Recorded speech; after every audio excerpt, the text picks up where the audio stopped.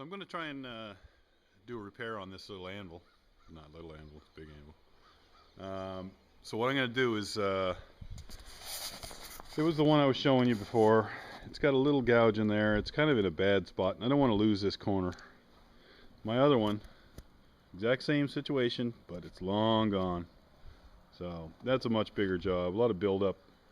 But this one here, I'm going to preheat this under the any temperature that would take away any temper.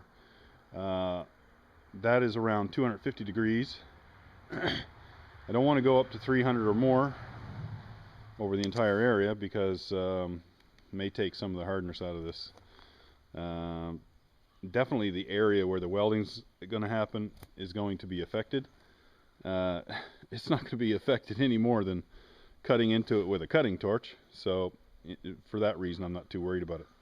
So the first thing I got to do is prep this a little bit with the grinder. Got to open it up a little bit and get any kind of slag and paint and stuff like that out of there. This has been painted black by the previous owner, so I clean all that crap off there, and we'll take it from there. So I got the grinding done. Remember we were talking about safety and stuff, so wear your safety glasses. And oh, by the way, I set myself on fire there. So you know, there goes. That's your safety lesson. Don't set yourself on fire with the grinder. It's pretty common.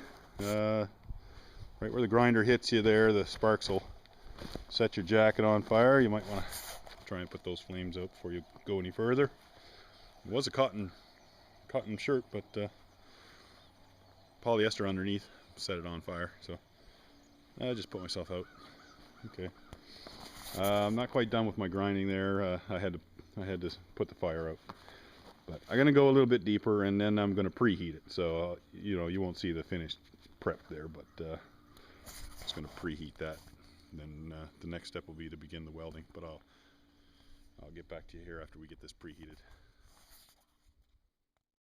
Okay, so we've got our 250 degree temp stick here, and we checked that.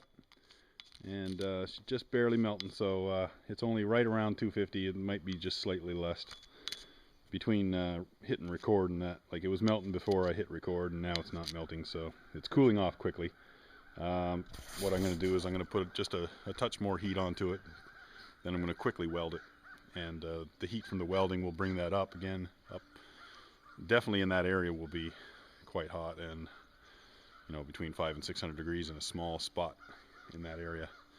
And then we'll take a little bit of snow just to quench the surface a little bit. We're not gonna soak it real deep. Just gonna try and hit the surface a little bit just to bring that back a bit.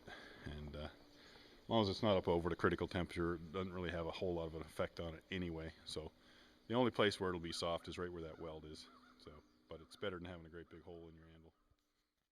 Okay, I've got a couple passes in there. What you want to do is basically, between passes, you want to grind that out.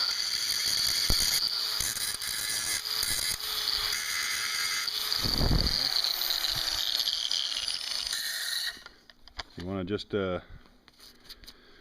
get that ready for the next pass, right? Grinder's the best thing because you're going to get the slag out of the edges real good and prep it for your next pass. And right now I'm going to do my last pass and begin the cleanup process. Okay, it's right after that last pass. I'm going to cool that off.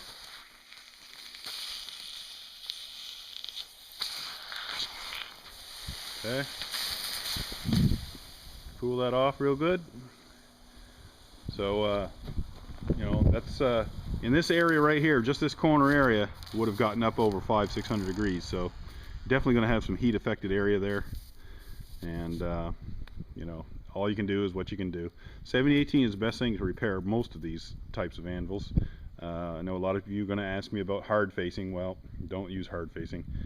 I can't tell you why exactly. I just know that I saw a video quite some years ago on an anvil repair job done by a professional, and he didn't recommend it.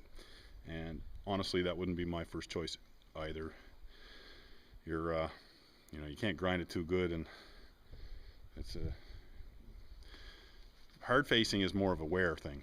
It's not rock hard. It's just it's more for abrasion, you know. This is not an abrasion situation.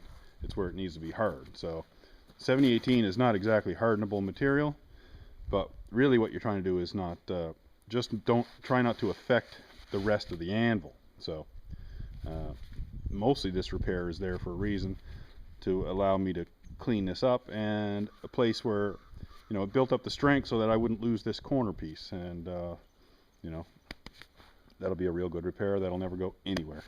So I'm just going to dress that up now, and I think I might, I'll probably skip that other part there with just a tiny little gouge there. I'm just going to leave that.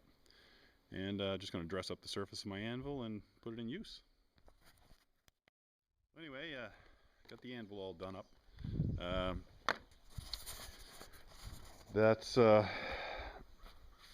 the repair happened. You can't even tell it's happened. Perfectly clean. Right down the sides, all good. I went ahead and fixed the other spots there. It was just a tiny little gouge right there. I fixed that too, using the same techniques.